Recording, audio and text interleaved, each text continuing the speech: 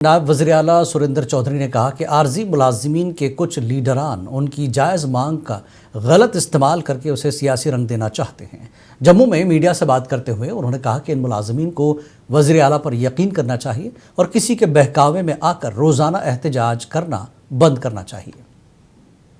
जबकि मैं टेलीविजनों को भी कहूंगा कि आप इस बात को ज़्यादा मत इसमें राजनीति मत लाइए, पॉलिटिक्स मत लाइए। आपके रोजगार का मसला है और जब रोजगार का मसला है तो रोजगार से लिया जाता है और दिया जाता है। तो इसलिए मैं जब ऑनरेबल सीएम साहब ने on the floor of house परसों कह दिया कि इनका प्रोसेस इसी साल से शुरू हो जाएगा, मेरे ख्याल बार बार टेलीविजनों को चंद अपने कुछ लीडरों का जिनके कुछ अपने शायद उनमें से किसी ने कोई इलेक्शन लड़ना हो, पता नहीं, या कोई बीजेपी की टिकट लेनी हो, तो वो पॉलिटिक्स करते हैं और राजनीति करते हैं। और मुझे लगता है कि टेलीविजन जो आम गरीब जो जेन्युइन है उसको इस राजनीति से दूर रहना चाहिए और उनको अपने हक के लिए जो चीफ मिनिस्टर साहब ने वादा किया अब उस पर कहीं ना कहीं रुकना चाहिए, क्योंकि बीजेपी के लोगों ने अगर करना होता तो 11 साल उनके पास।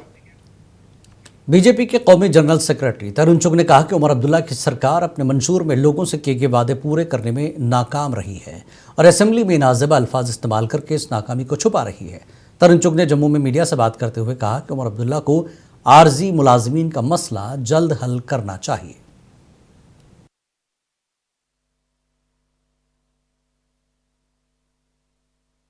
अमर्यादित, असंवैधानिक, और ये उनकी बौखलाहट स्पष्ट दिख रही है कि किस तरह वो अपना एक भी वादा नहीं पूरा कर पा रहे हैं।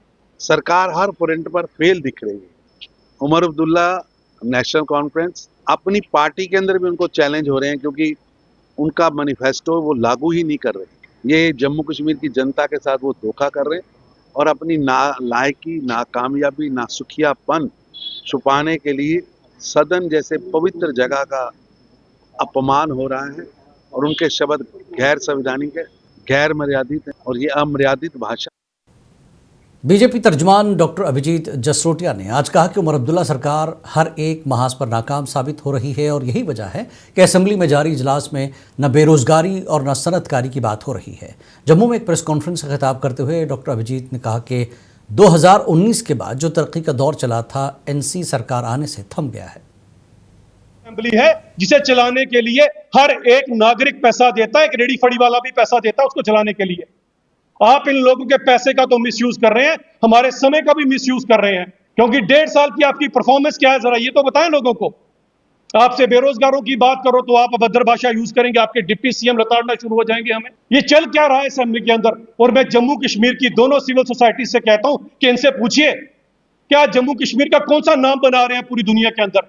आज पूरी दुनिया क्या देख रही है कि जम्मू कश्मीर की यह असेंबली है जहां पर एक मुख्यमंत्री इस तरह की अभद्र भाषा यूज कर रहा है। हमें तो बड़ी हैरानगी हो रही है। आप हमारे रिप्रेजेंटेटिव हैं और शायद पूरे हिंदुस्तान के अंदर कहीं किसी असेंबली के कोई सीएम को या रिप्रेजेंटेटिव को कोई जानता हो ना जानता हो। उमर साहब आपको जानते हैं क्योंकि आप जम्मू कश्मीर के रिप्रेजेंटेटिव हैं। हमने तो आपको बताया 4-5 साल का पूरा ब्यौरा दिया कि क्या क्या कुछ हुआ। मैं सोचिए तो सही। और मैं सिविल सोसाइटी से कहता हूं एक आंकलन लगाइए 4-5 साल का और 1.5 साल का अंक लगा लीजिए और 50-60 साल पिछले भी ऐड कर दीजिएगा। मैं हर जगह से शुरू हो जाऊं, एम्स, IIT, IIM, मैं बोलने लगूंगा पूरा दिन निकल जाएगा। रिंग रोड की बात कर लूं, G20 की बात कर लूं, 42,000 नौकरियों की बात कर लूं, आयुष्मान कार्ड की बात कर लूं, नाइट लैंडिंग फैसिलिटी दोनों जम्मू और कश्मीर के एयरपोर्ट के ऊपर, एयरपोर्ट की एक्सपेंशन की बात कर लूं, टनल्स की बात कर लूं, ट्रेन से कनेक्टिविटी की बात कर लूं, नए मेडिकल कॉलेज की बात कर लूं, जो स्टूडेंट्स की सीट्स के अंदर इजाफा किया गया, डबल सीट्स की गई, जो मेडिकल कॉलेजेस हर डिस्ट्रिक्ट में बने, ये सारे के सारे काम जो है 4 सालों में हुए। और ताबड़तोड़ इंडस्ट्री यहां पर आ रही थी। उमर साहब आपको याद है यहां प्लॉट नहीं मिल रहे थे आपकी सरकार आने से पहले। इस नाकाम नाउम्मीद सरकार के आने से पहले लोगों को जमीन नहीं मिल रही थी। आज कहां है कोई इंडस्ट्रीज लगा के राजी नहीं।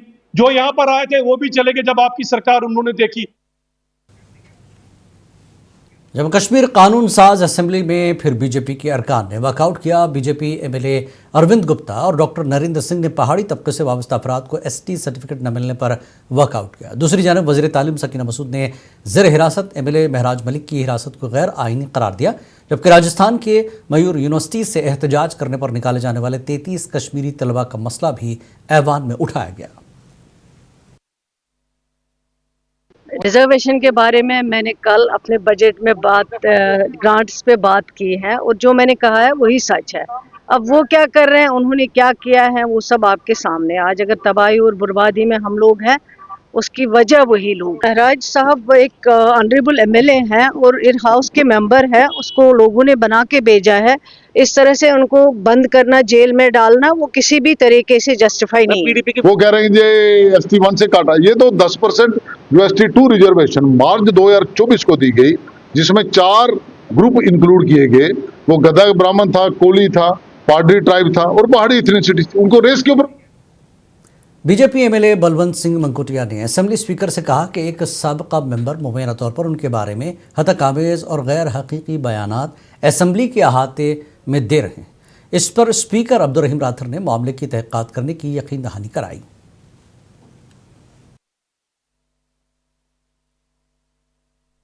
एलिगेशन लगाया कि चनैनी का एमएलए ने हवाला के माध्यम से पैसा लाके इलेक्शन जीता है, तो उसमें हमने स्पीकर साहब को कहा कि इस तरीके से, क्योंकि असेंबली का मामला इसलिए बना है क्योंकि असेंबली के परमाइसिस के आके उन्होंने ये इस तरीके का प्रोटेस्ट किया, जो कि टोटल गैर कानूनी इसलिए था कि खुद टेंटेड है, खुद अपने पर पर्चे हैं और फिर वो इस तरीके से वो लोगों के खिलाफ। जम्मू कश्मीर सब बीजेपी सदर साबिक senior leader Ravinder Raina GMC Rajouri पहुंचे और माइन ब्लास्ट में जख्मी अफराद को जीएमसी मुंतकिल करने का बंदोबस्त किया।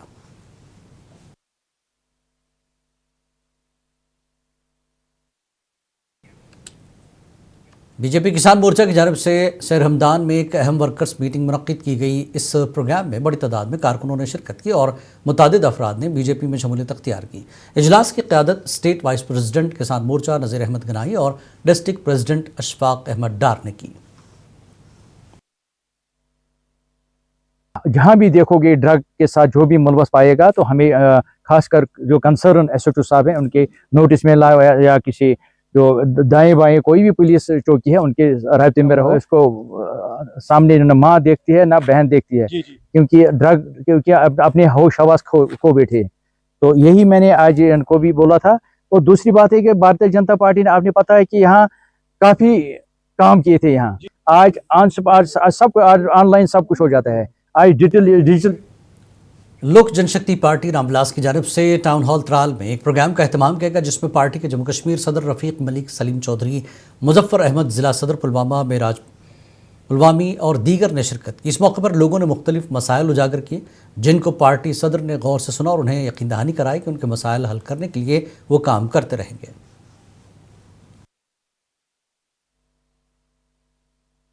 आज यही हम इन लोगों से यही कहना चाहते हैं कि जो इनकी समस्याएं हैं उनको हम लेके चिराग साहब के साथ शेयर करेंगे और कोशिश करेंगे जो हमारे जम्मू कश्मीर के LG साहब हैं इनके पास भी हम समस्या को पूरा बना के अपने लेटर पैड पे लिख के बकायदा इनको रिटर्न में हम देंगे।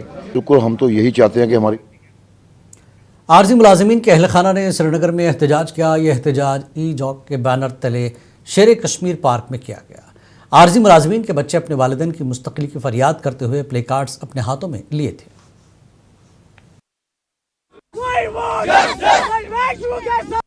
हमारा मुस्तकबिल बर्बाद हो गया। हम नहीं चाहते कि हमारे बच्चों का भी मुस्तकबिल बर्बाद हो। इसको लेके आज हमारे बच्चे यहाँ पे आ गए हैं। वजीर आला साहब से गुजारिश कर रहे हैं, दामन फैला के उनसे गुजारिश कर रहे हैं कि हमारे मुस्तकबिल का ख्याल रखा जाए। अगर आपने रेगुलेशन श्रीनगर में महकमे बिजली के मुलाजमीन ने बिजली की रिजकारी और पार्लियामेंट में ज़ेर-गौर इलेक्ट्रिसिटी तरमीमी बिल के खिलाफ एहतजाज किया। इन मुलाजमीन का कहना था कि रिजकारी से गरीब सारिफीन पर बोझ बढ़ेगा और उनकी मुलाजमतों का तहफ़्फ़ुज़ खतरे में पड़ जाएगा।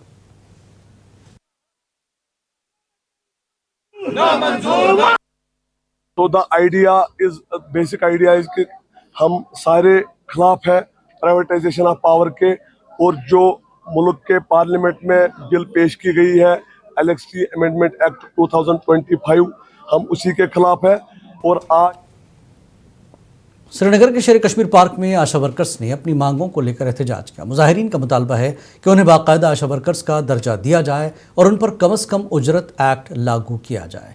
उन्होंने हुकूमत से मुतालबा किया कि उनके जायज़ मुतालबात फौरी तस्लीम किए जाएँ।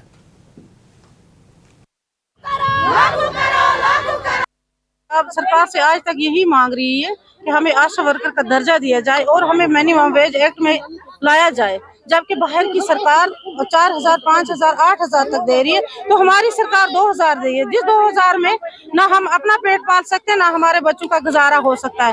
बार बार हम गवर्नमेंट से यही